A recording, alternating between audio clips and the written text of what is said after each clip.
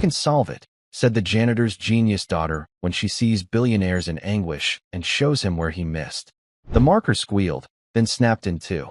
Inside Finch Innovations' glass-walled boardroom, equations and angry red X's bled across the whiteboard, a battlefield of broken ideas. Alastair Finch, a man who owned skylines, stood at the head of the table, shoulders heavy, eyes hollow. 48 hours. That's all he had left to save his wife's legacy and the billion-dollar machine sinking beneath the waves. Engineers sat frozen, defeated, their laptops glowing like funeral candles. Outside, Maria pushed her janitor's cart down the polished hall, her 10-year-old daughter Lily trailing quietly, sketchbook in hand. She paused at the door, her wide blue eyes tracing the chaotic lines on the board. Then, in a voice so small it barely carried through the glass, she said, "I can solve it." Just before we dive in, let us know in the comments where you're watching from today. We love seeing how far these stories reach. And make sure you're subscribed so you don't miss tomorrow's special video. Now let's jump back in. Enjoy the story. The little girl's crayon drawing held the key to a billion-dollar failure. Alastair Finch, a man who owned skylines, could not command the sea.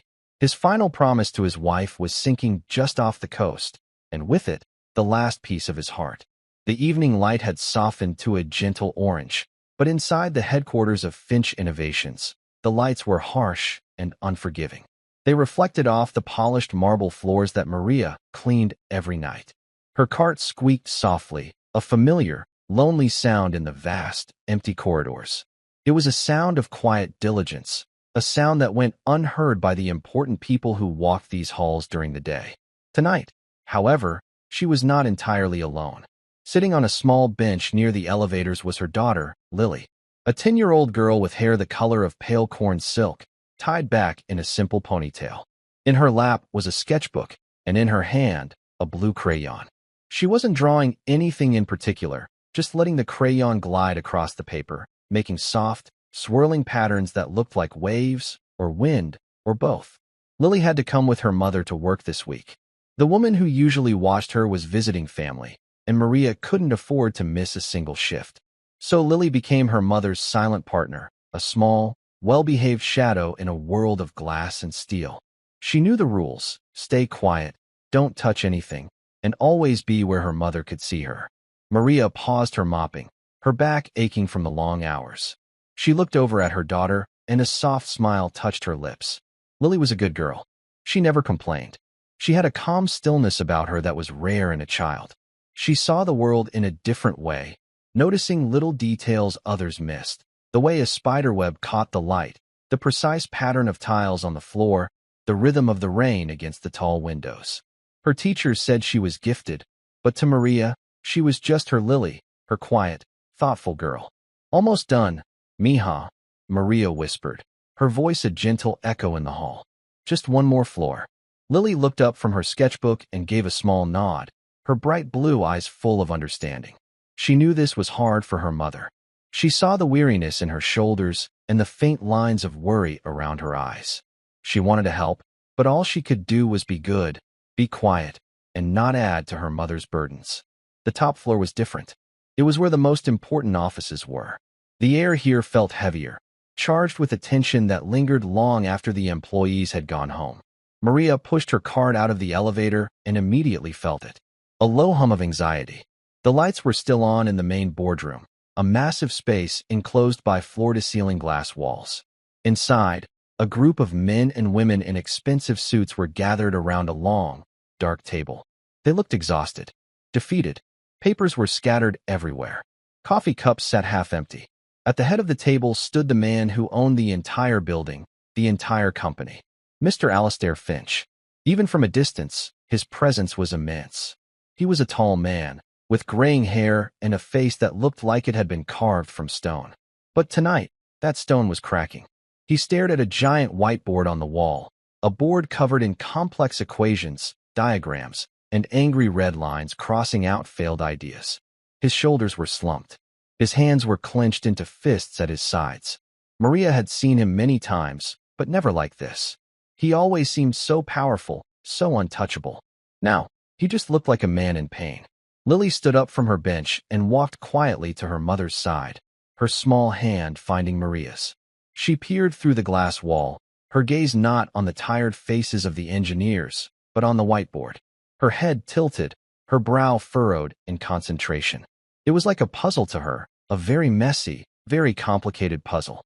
Inside the boardroom, the mood was bleak. "It's no use, Alistair," said a man with a tired voice. His name was Sterling, the lead engineer. "We've run every simulation. We've rebuilt the core 3 times. The resonance frequency is just too unstable.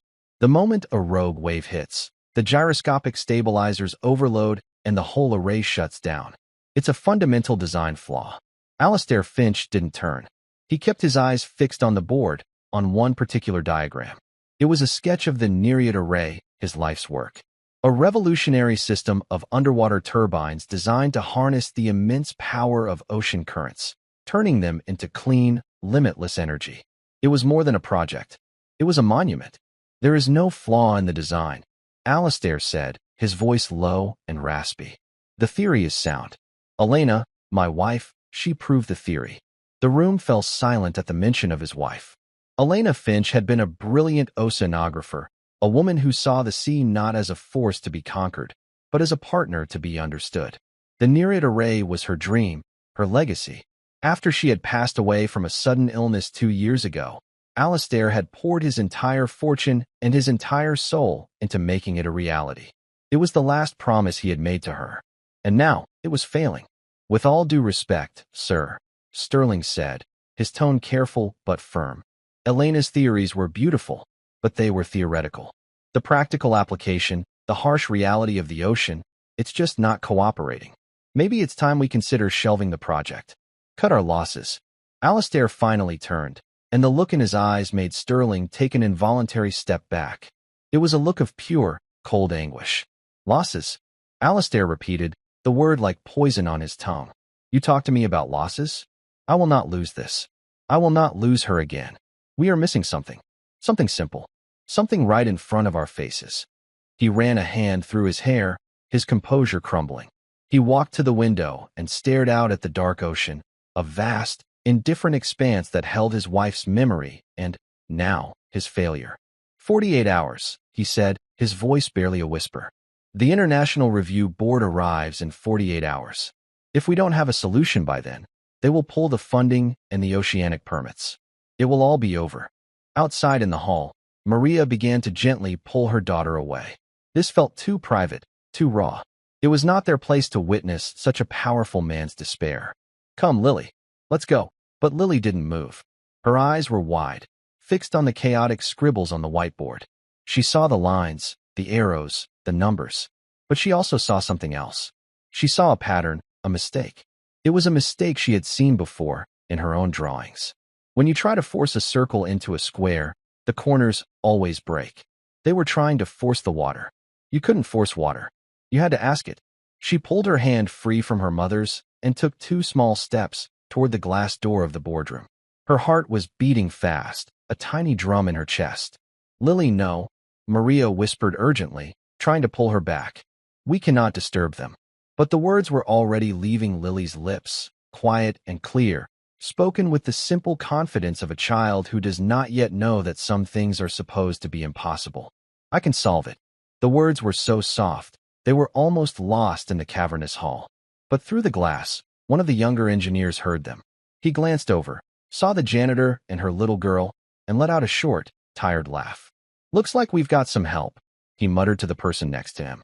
Sterling heard him and turned, his face a mask of irritation. He saw Maria, frozen in place, her eyes wide with fear and apology. And he saw the small, blonde-haired girl standing at the door, looking straight at the whiteboard. "What was that?" Sterling demanded, his voice sharp. Maria rushed forward and put her hands on Lily's shoulders. "I am so sorry, sir," she said, her voice trembling. She didn't mean anything. "We are leaving now. I am so sorry to disturb you." She tried to steer Lily away, but the girl stood her ground, her small feet planted on the marble floor. She looked past the angry man and directly at the grieving man by the window. Alistair Finch had turned. He wasn't looking at her with anger, but with a deep, hollow curiosity. The voice had been a child's. What could a child possibly have to say in a moment like this? What did you say, little girl? Alistair asked, his voice softer than Sterling's, but carrying much more weight. Lily took a steadying breath. She pointed a small finger toward the whiteboard. The drawing, she said. It's fighting the water. That's why it breaks.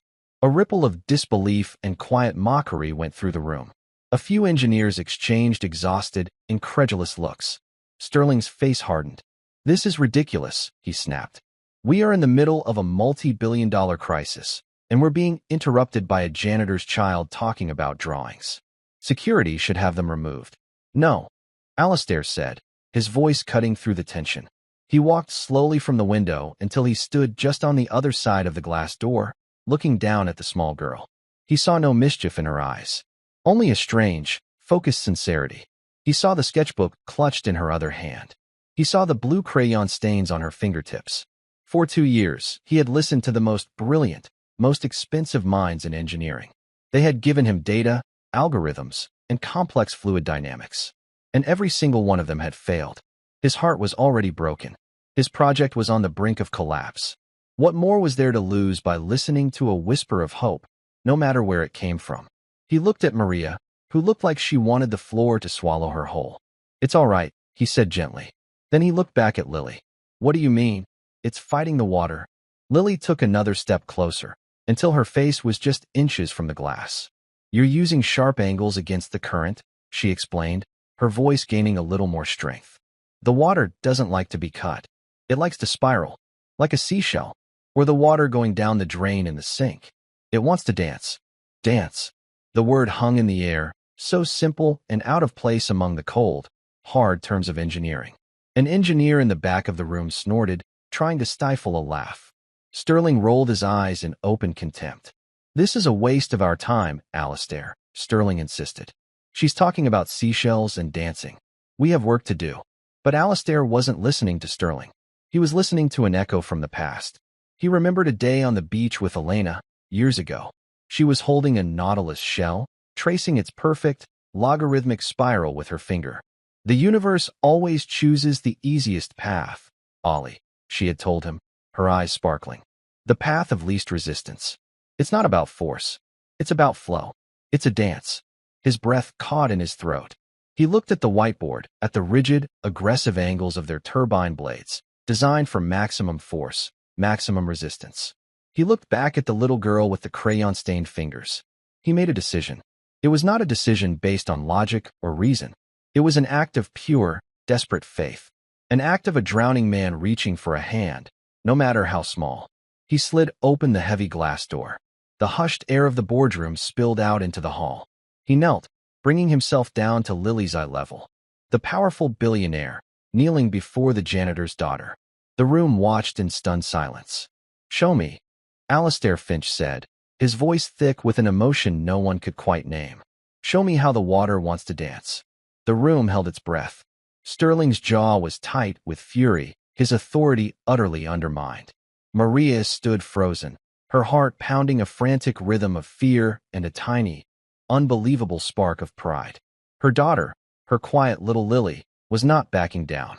Lily looked at the grieving billionaire, a man whose pain she had seen through the glass. She felt a strange connection to him, an understanding that went beyond words. She gave him a small, solemn nod. She was not afraid of the angry men in the room. She was only afraid of the sadness in his eyes. She walked past him, her small sneakers silent on the floor. She walked straight to the giant whiteboard that had defeated a room full of geniuses. She reached up, but her hand could only reach the very bottom edge. It was a board built for tall men and their tall ideas. Without a word, Alistair stood up and walked to a corner of the room, returning with a heavy leather chair. He placed it in front of the board. Here, he said softly. Lily climbed onto the chair.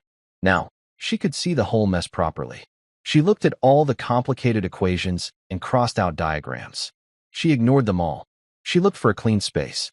One of the younger engineers, a woman named Clara who had been silent until now, stepped forward. She held out a black, dry erase marker. Do you need this? She asked, her voice gentle. Lily shook her head. No, thank you, she said politely. She reached into the pocket of her simple dress and pulled out her own tool. A stubby, well-worn blue crayon. Sterling let out a sound of pure disgust. A crayon? Oh, for heaven's sake. Alistair, this has gone far enough. Alistair silenced him with a single, sharp look. Let her work. Lily turned her back to the room.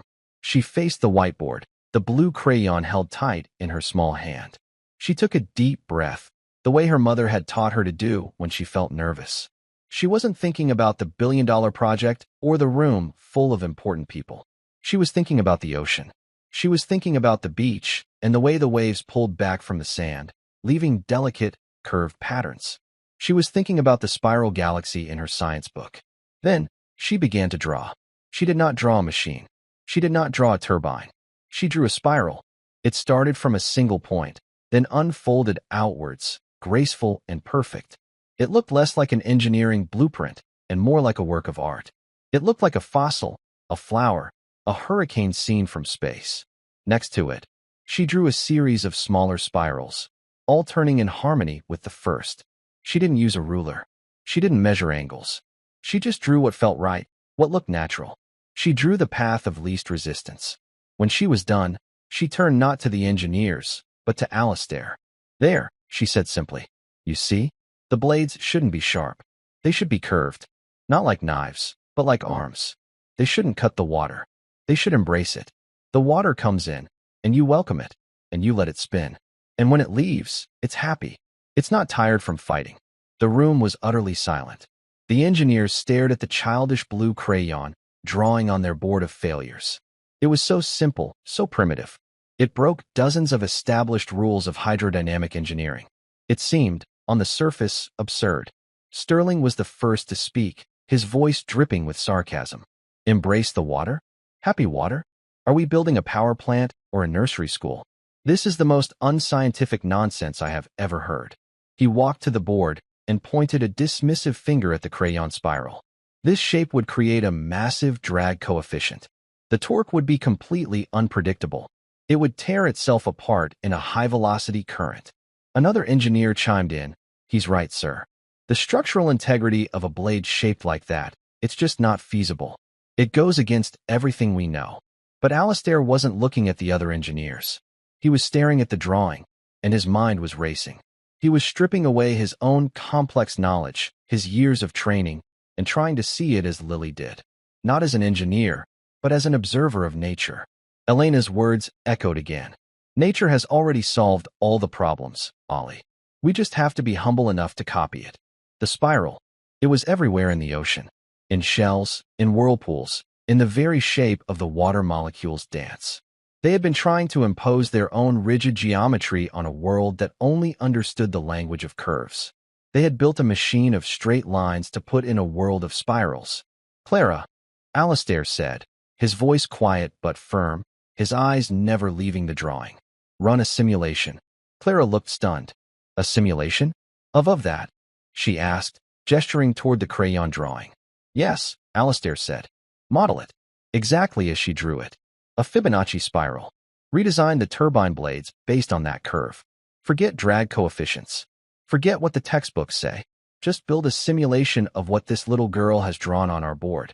Sterling threw his hands up in the air in exasperation. This is madness. It will take hours to code a new model from scratch. Hours we don't have. And for what? To test a child's doodle. Yes. Alistair repeated, his voice now like steel. For that.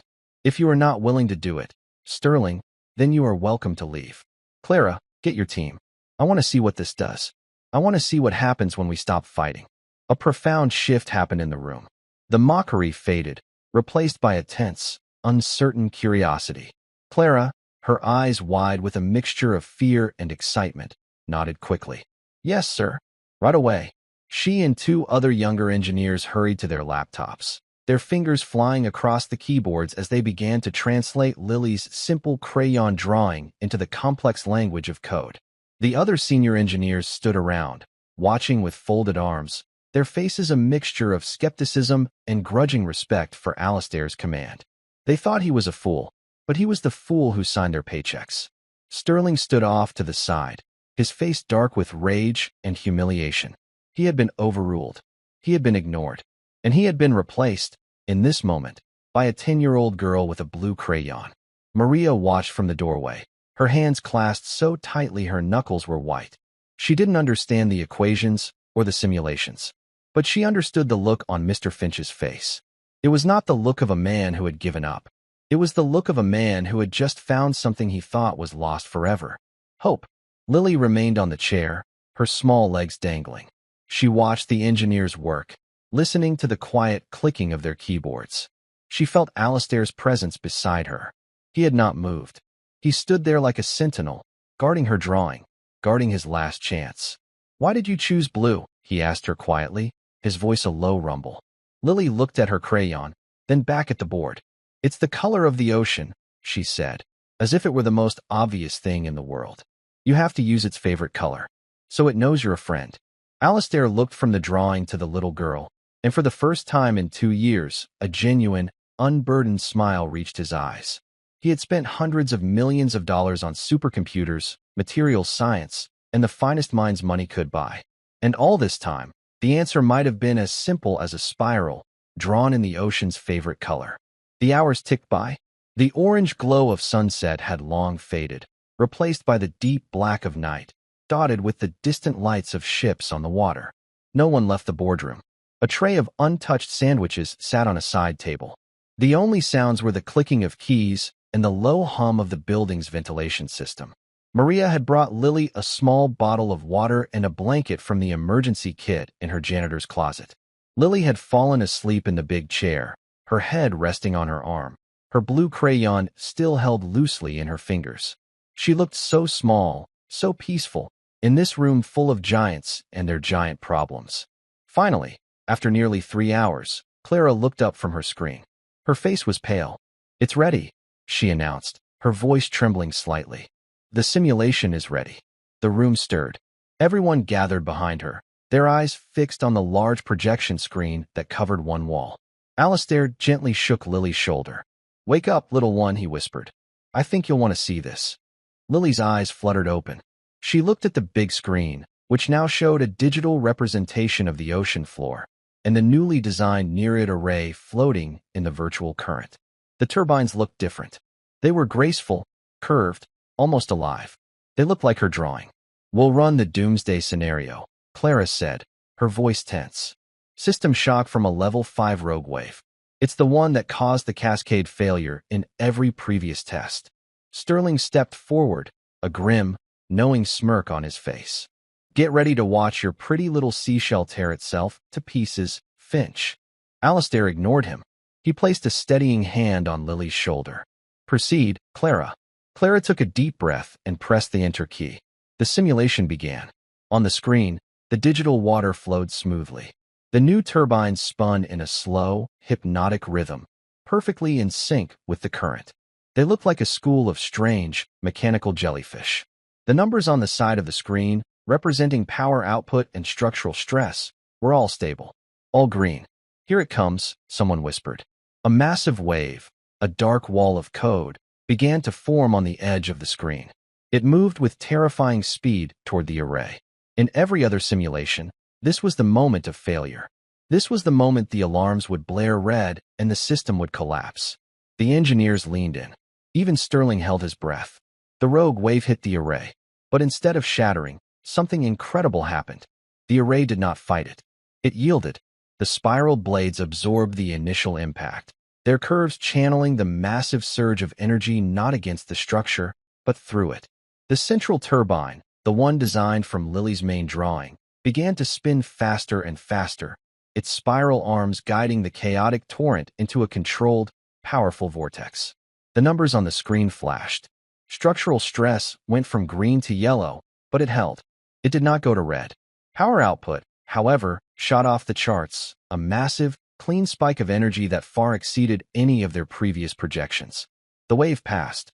The array slowed, its spin returning to its normal, graceful rhythm. It was completely unharmed. The numbers on the screen all returned to green. Stable, secure, successful. The silence in the room was absolute. It was a silence so deep, so profound, it was louder than any shout. The engineers stared, their mouths hanging open. They were looking at the impossible. Sterling's face had gone ashen. The smirk was gone, replaced by a look of utter, soul-crushing disbelief. He looked from the screen to the little girl, then back again. It made no sense. It defied his logic. It defied his education. It defied him. Clara was the first to find her voice, and it was nothing more than a choked whisper. It worked. The whisper broke the spell. The room erupted, not with cheers, but with gasps of astonishment. People turned to each other, their faces alight with wonder. One of the older engineers took off his glasses and rubbed his eyes, as if to make sure he wasn't dreaming. Alistair Finch felt the hand on Lily's shoulder tremble. He looked down at the child, who was watching the screen with a simple, satisfied smile. Of course it worked. It was friendly with the water. He then looked across the room at his team of defeated geniuses, now reborn in a moment of shared wonder. And he felt a flood of emotion so powerful it almost brought him to his knees. It was not just relief. It was a profound, humbling realization. He had been looking for a solution in equations and processors, when all along, the answer was in the heart of a child, and in the memory of the woman who had taught him to listen to the sea. He knelt down again in front of Lily, his eyes shining with unshed tears. He did not know what to say. How do you thank someone who has just given you back a dream? How do you thank someone who has just honored the memory of your wife in a way you never could? So he said the only words that felt true. Thank you, Lily. You didn't just solve the problem. You reminded me of the answer.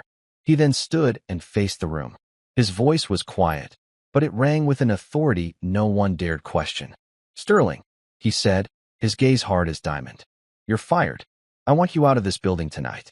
I have no room for a man whose pride is greater than his curiosity. Then he turned to the rest of the team. As for the rest of you, our work is just beginning.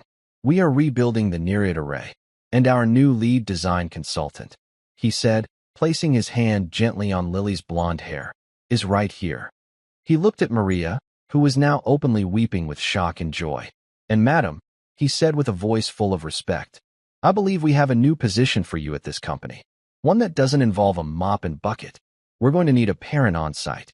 The aftermath of that night was swift and decisive. Sterling was escorted from the building by security, his face a thunderous mask of fury. He didn't say a word. He didn't need to. The venom in his eyes spoke of a humiliation so profound it would curdle into a long, bitter poison. As the glass doors slid shut behind him, a chapter of cold, rigid certainty at Finch Innovations came to an end, and a new one, based on a child's crayon drawing, began. For Maria and Lily, life changed in the blink of an eye. The next morning, a car, sleek and black and impossibly quiet, arrived at their small apartment building. The driver, a kind man in a neat suit, informed Maria that Mr. Finch had arranged for them to be moved. Moved where? She didn't know. She packed their few belongings in a state of dazed disbelief, her hands trembling as she folded Lily's clothes into a cardboard box.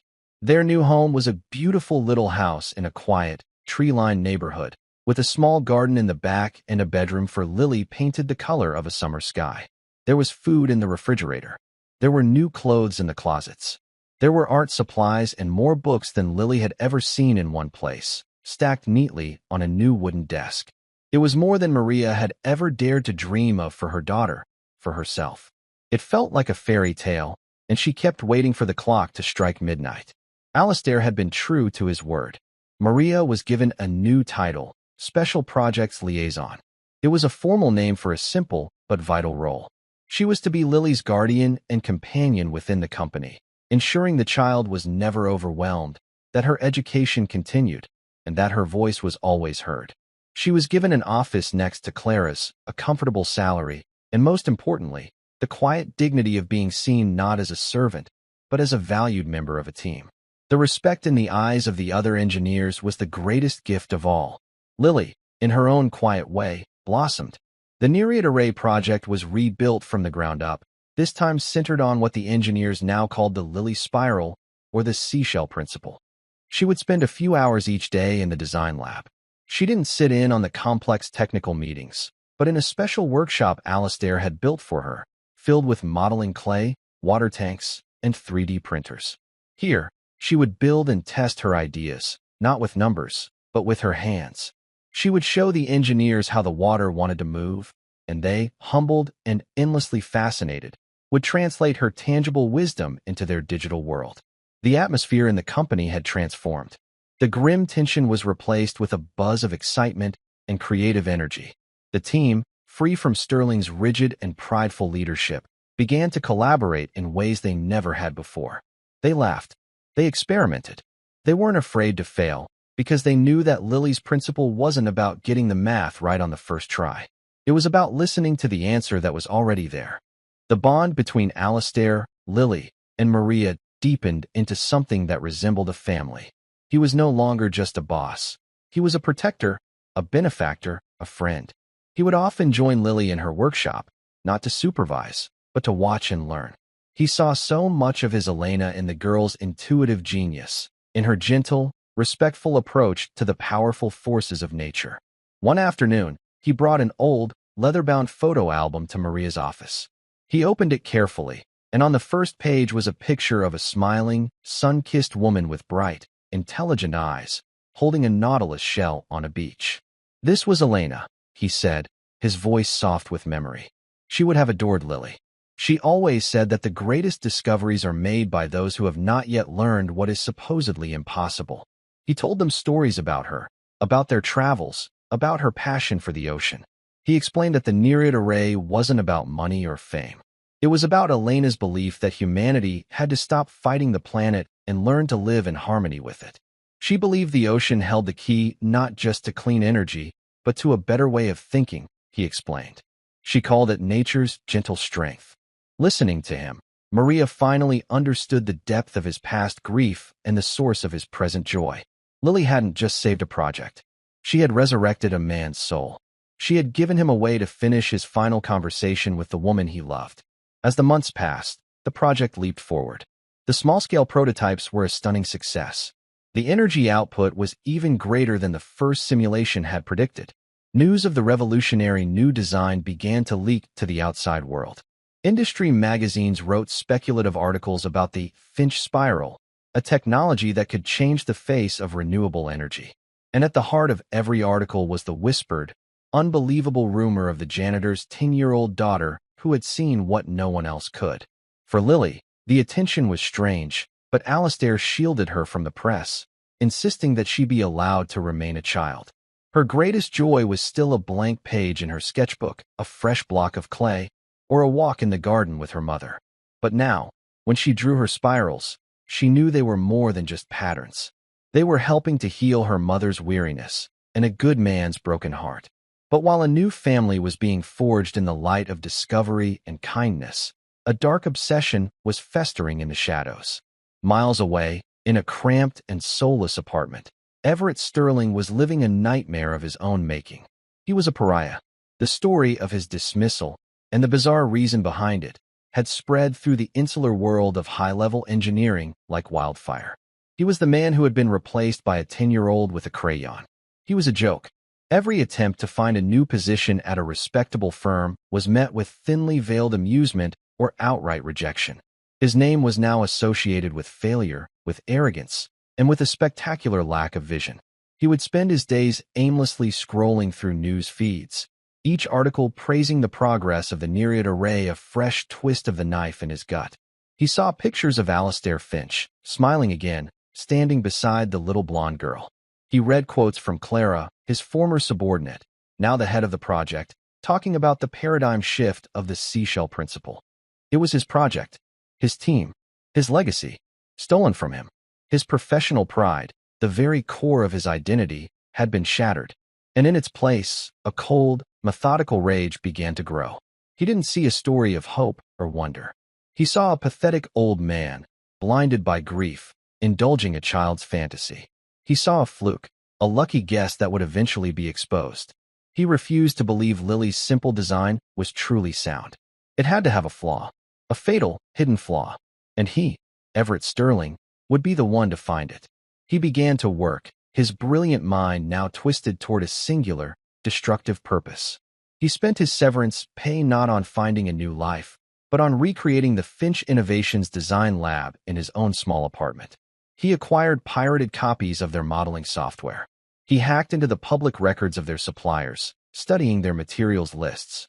He became a ghost, haunting the edges of the project he was banished from.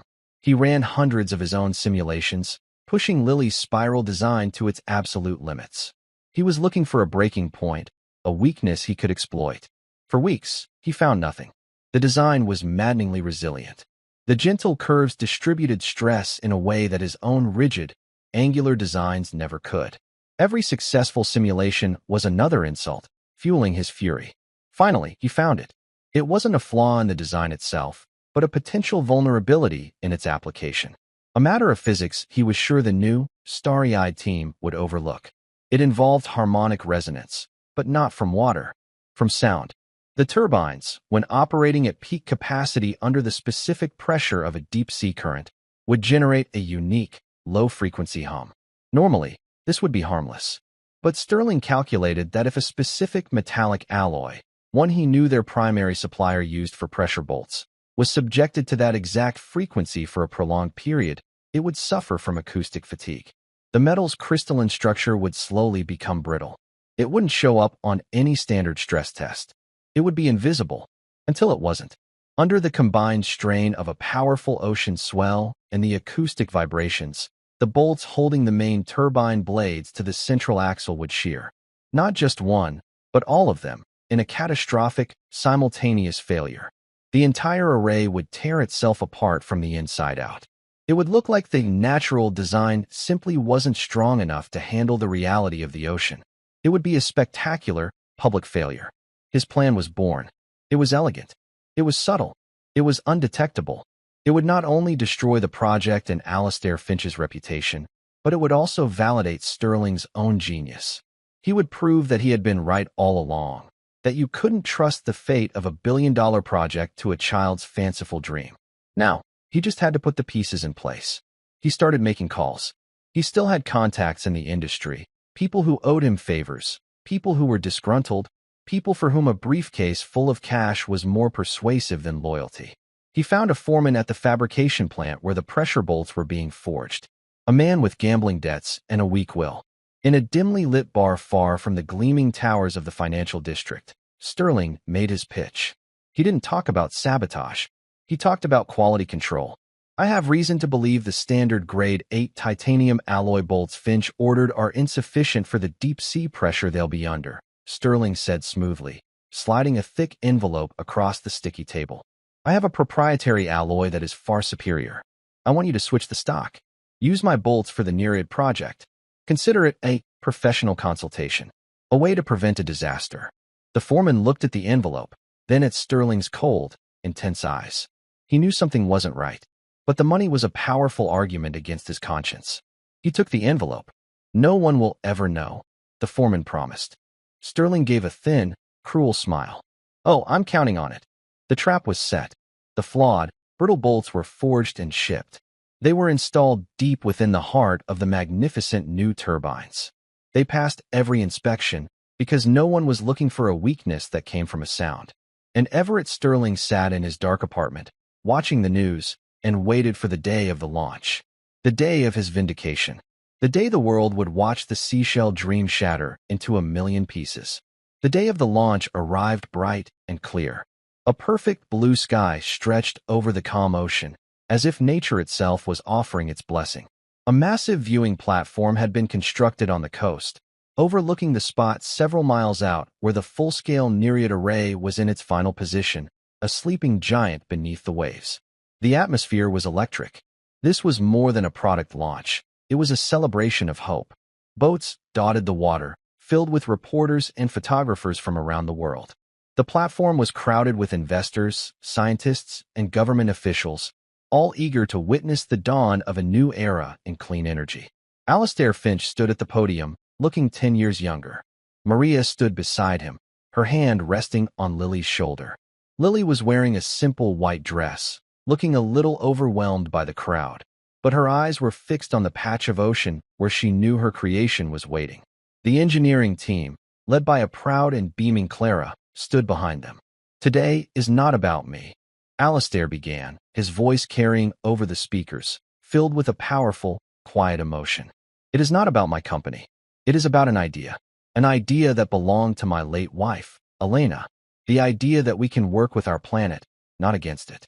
That the greatest power is not found in force, but in harmony. He paused, and his eyes found Lily.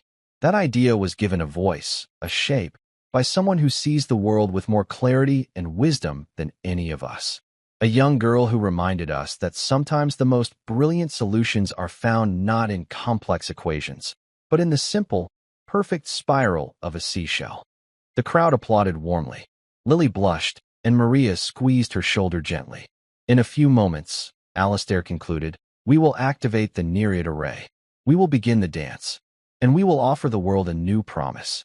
A promise of clean, limitless energy, born from a partnership with the very ocean that gives us all life. He stepped back from the podium and walked to a large, ceremonial control panel. Lily, he said, his voice soft enough for only her to hear. Would you do the honors? He guided her small hand to a large, glowing blue button. Her eyes lit up. She looked at her mother, who nodded with a tearful smile. She looked at Alistair, who gave her a reassuring wink. With a deep breath, Lily pressed the button. A low, powerful hum vibrated up from the seafloor, a sound felt more than heard.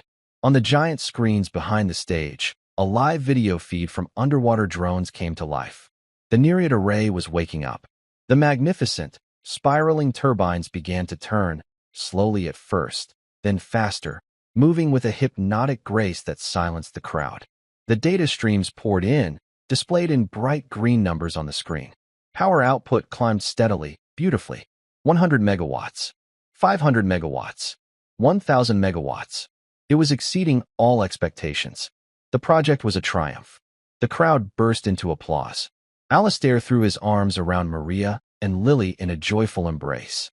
Miles away, in his dark apartment, Everett Sterling watched the live feed, his face impassive. He listened to the commentators gush, watched the power numbers climb. He felt nothing. He was simply waiting. Now for the final test, Clara announced from the control center. We will simulate a deep-sea stress event by activating the acoustic resonators. This will put the array under the maximum strain we expect it to ever endure. On the screen, the virtual water around the turbines began to churn more violently. The turbines spun faster. The low hum from the ocean deepened, changing in pitch, settling into the precise, destructive frequency Sterling had calculated. He leaned closer to his monitor. His heart began to beat a little faster. Come on, he whispered to the screen. Dance for me. At first, everything seemed fine. The numbers held steady. The turbines spun flawlessly, a testament to their incredible design. The celebration on the platform continued. But then, Lily, who was watching the video feed with intense focus, frowned. Something was wrong. It wasn't in the numbers. It was in the movement. The dance was changing. It looks angry, she whispered to Alistair. He looked at her, then back at the screen, trying to see what she saw. And then a flicker of yellow appeared on the data stream. A single sensor, reading an anomalous vibration on the main axle. Clara saw it too. Minor resonance flutter on the primary turbine, she said, her voice calm, but with a new edge of concern. It should self-correct. But it didn't. Another yellow light blinked on. And another. The graceful hum from the ocean was now accompanied by a high-pitched whine. The video feed shook slightly. On the screen, the main turbine, the heart of the array, was starting to wobble, its perfect spin becoming erratic. The mood on the platform shifted from celebration to confusion, then to alarm. The green numbers began to flash red. Structural integrity warnings. Cascade failure imminent. Shut it down. Alistair yelled. Shut it all down now. But it was too late. In the dark heart of the machine, deep beneath the waves, the acoustic fatigue had reached its breaking point. The pressure bolts, their metallic structure shattered by the invisible vibrations, sheared in a single, catastrophic instant. On the screen, the world watched in horror as the giant, spiraling blades of the main turbine detached from the axle. Freed from their housing, they were flung outwards by the immense centrifugal force, tearing through the rest of the array like shrapnel. Metal screamed and twisted. The elegant dance became a maelstrom of destruction. The video feed dissolved into a chaotic blur of sand, debris, and then darkness. Silence. A dead screen.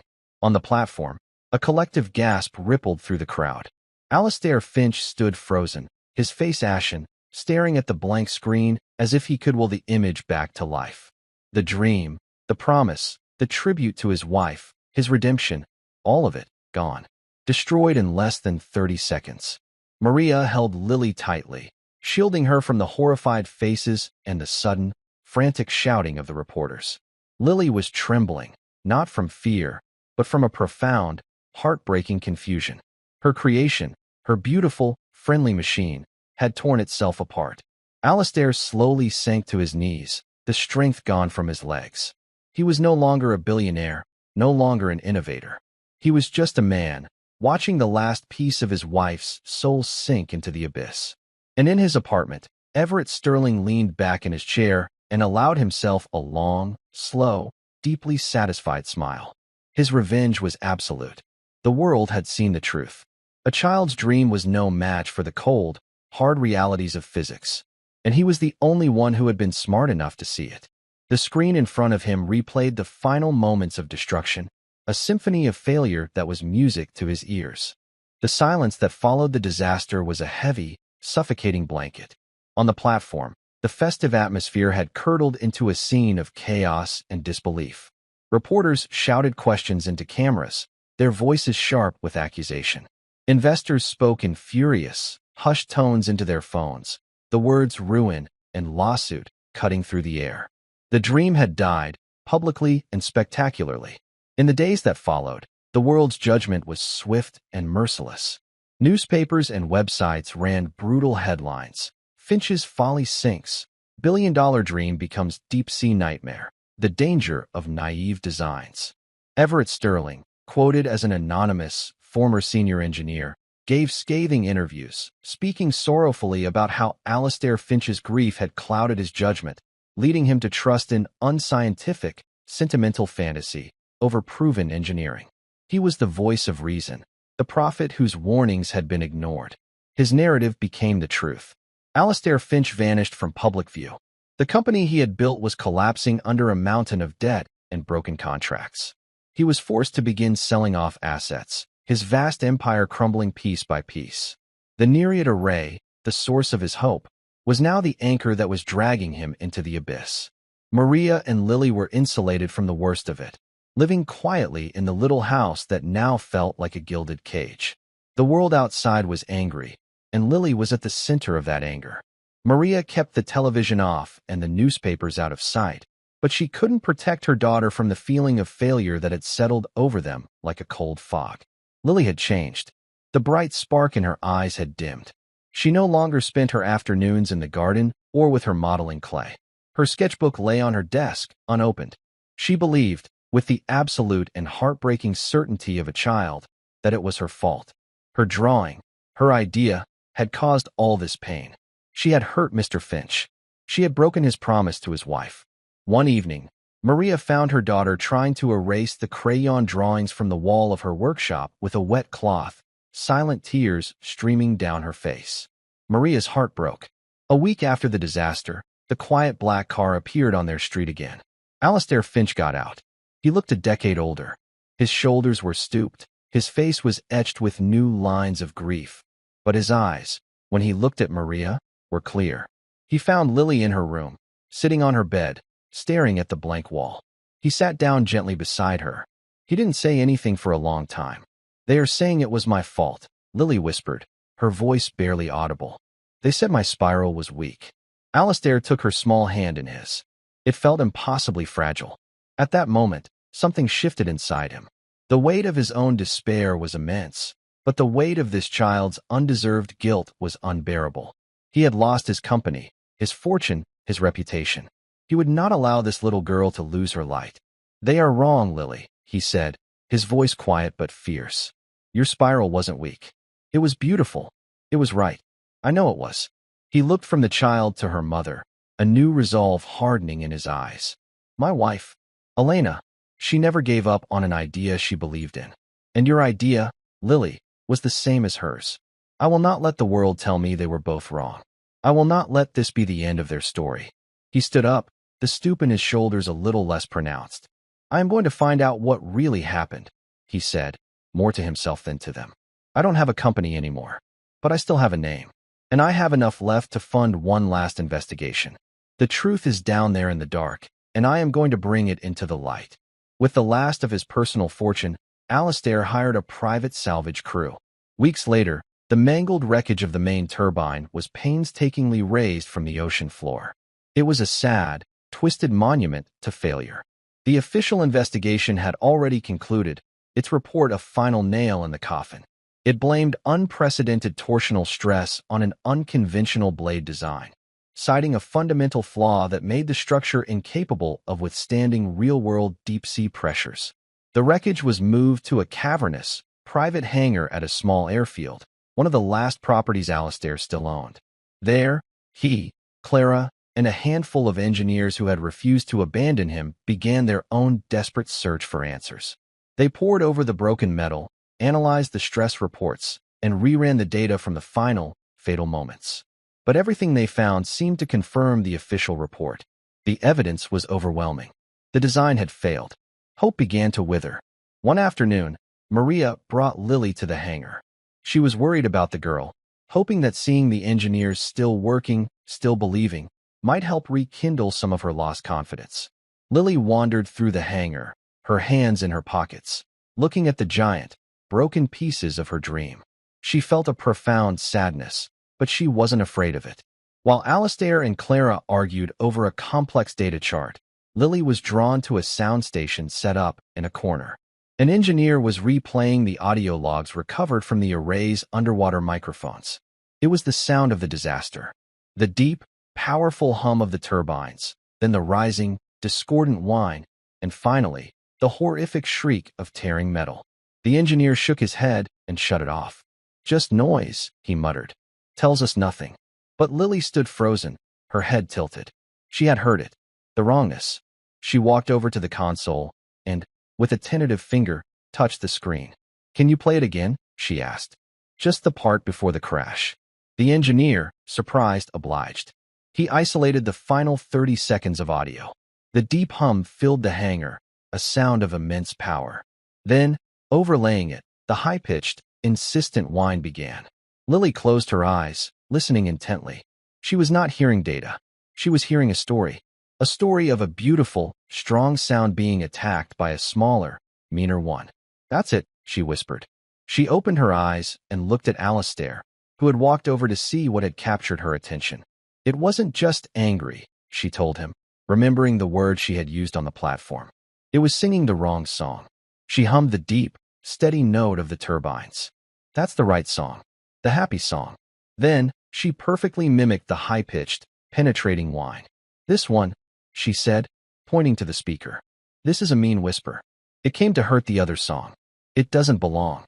Alistair and Clara exchanged a look. A child's fanciful words. And yet, a mean whisper. A song that didn't belong.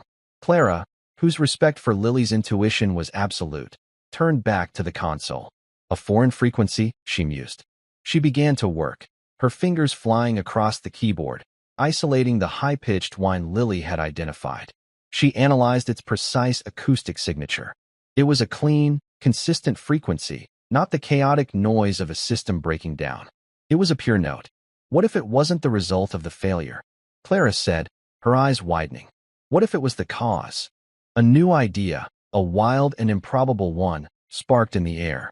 She cross-referenced the frequency with a materials database, asking the computer a question no one else had thought to ask. Was there any material used in the array that had a specific structural vulnerability to this exact acoustic frequency? The answer came back in seconds. The computer flagged a single entry. A specific, slightly cheaper grade of titanium alloy, one sometimes used in pressure bolts. The report was clear. Prolonged exposure to that exact frequency would induce rapid acoustic fatigue, making the metal catastrophically brittle. "But that's not the alloy we used," one of the engineers protested. The manifest, the purchase orders, they all specified the grade 9 aerospace alloy. It's impervious to acoustic fatigue. Alistair's face went pale. He walked slowly to the wreckage of the main turbine axle.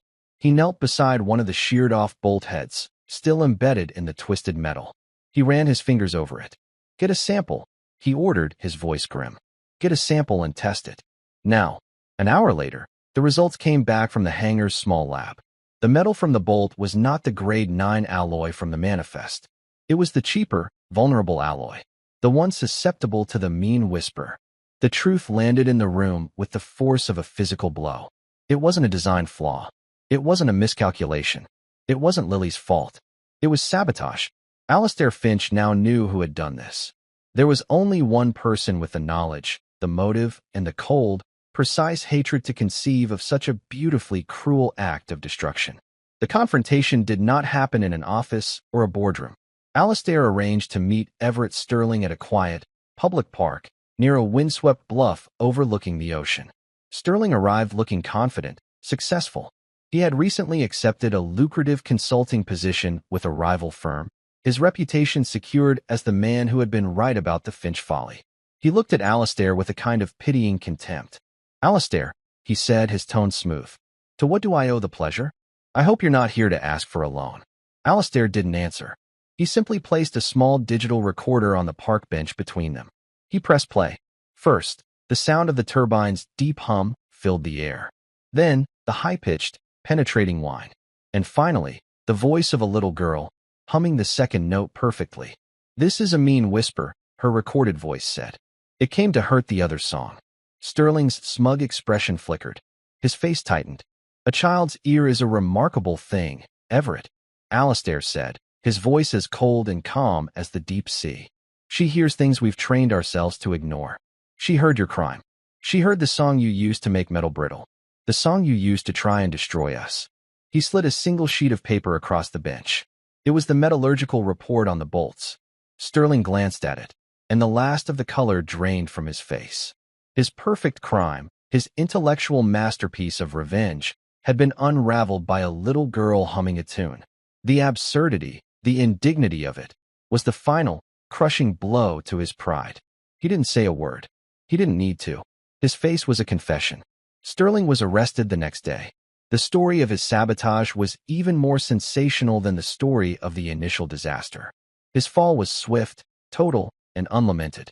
1 year later, there was no grand ceremony this time. No crowd of reporters or investors. Just a small group of people on a boat, floating on a calm, gray sea under a dawn sky. Alistair, Maria, Lily, Clara, and the small team that had kept the faith. Out on the water, a single green light began to blink, steady and strong.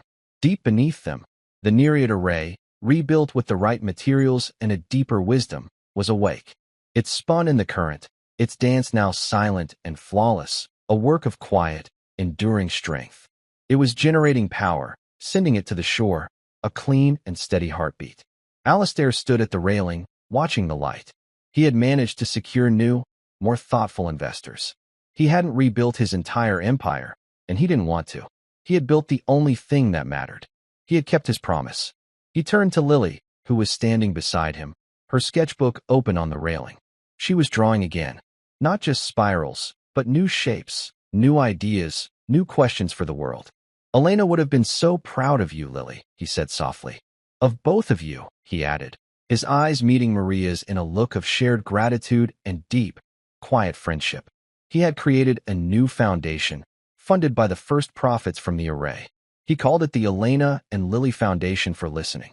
Its mission was simple: to support the kind of ideas that are born not from pride or ambition, but from a humble, patient observation of the world's quiet truths. The sun broke through the clouds, spreading a warm, golden light across the water. Lily looked up from her drawing, a small, peaceful smile on her face. The mean whisper was gone, replaced by the steady, happy song of the ocean, a song she had always been able to hear. And in her heart, she knew, and in the quiet triumph of the man beside her, the whole world could now see that the most powerful force on earth was not the strength of a wave, but the courage of a heart humble enough to listen to its dance. Thank you for following this story. If you enjoyed it, please subscribe and share your thoughts below. Where are you watching from? Let us know in the comments. Stay tuned for more immersive stories.